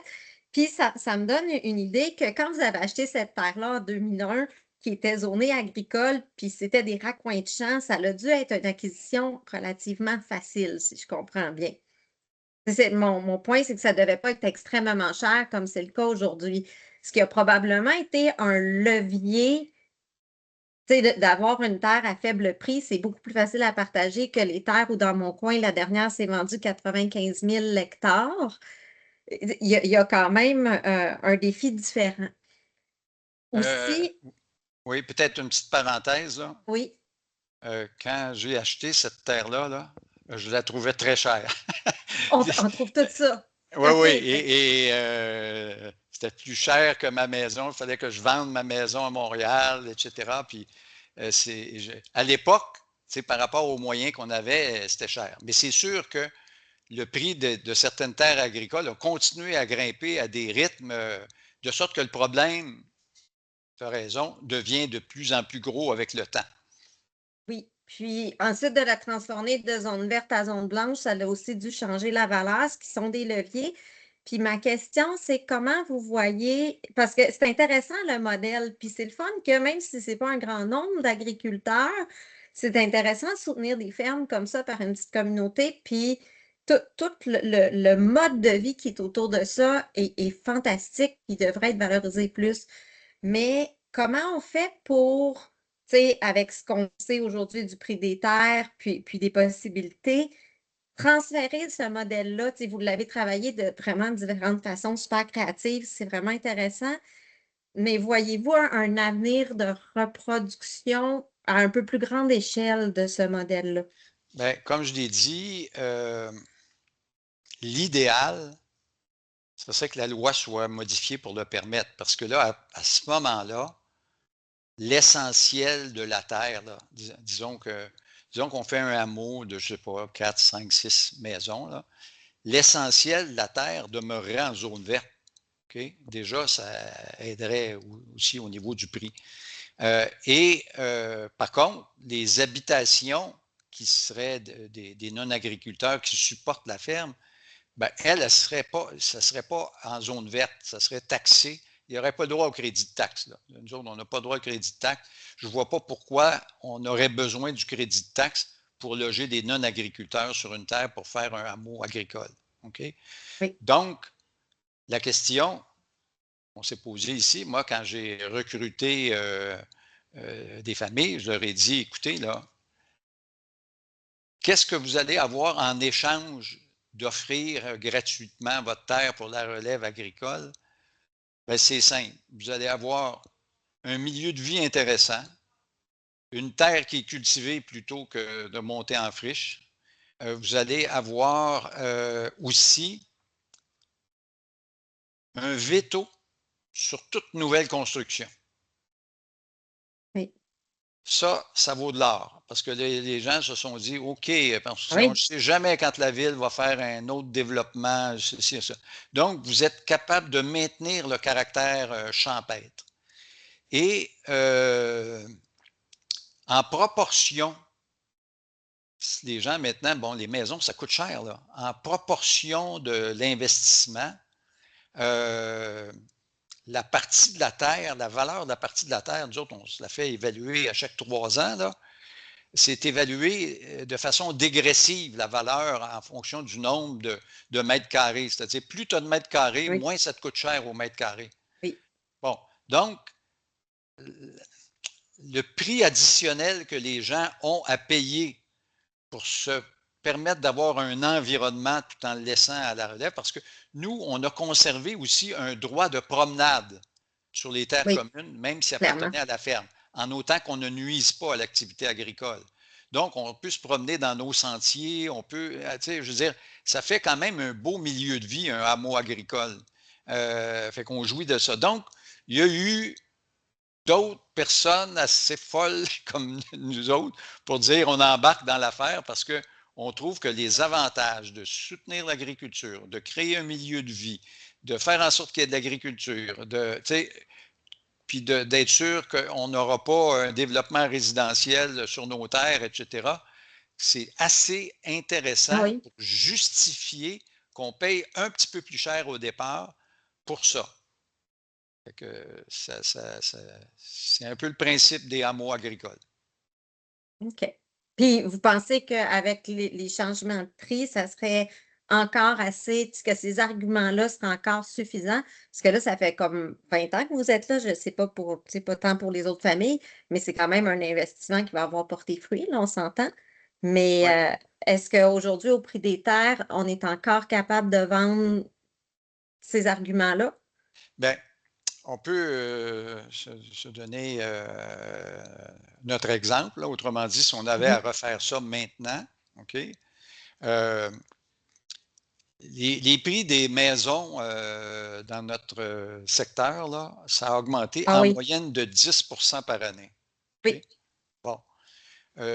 Le prix d'augmentation des fermes, je ne parle pas des terres, mais le prix d'augmentation des terres dans les 20 dernières années, selon Statistique Canada, c'est 8%.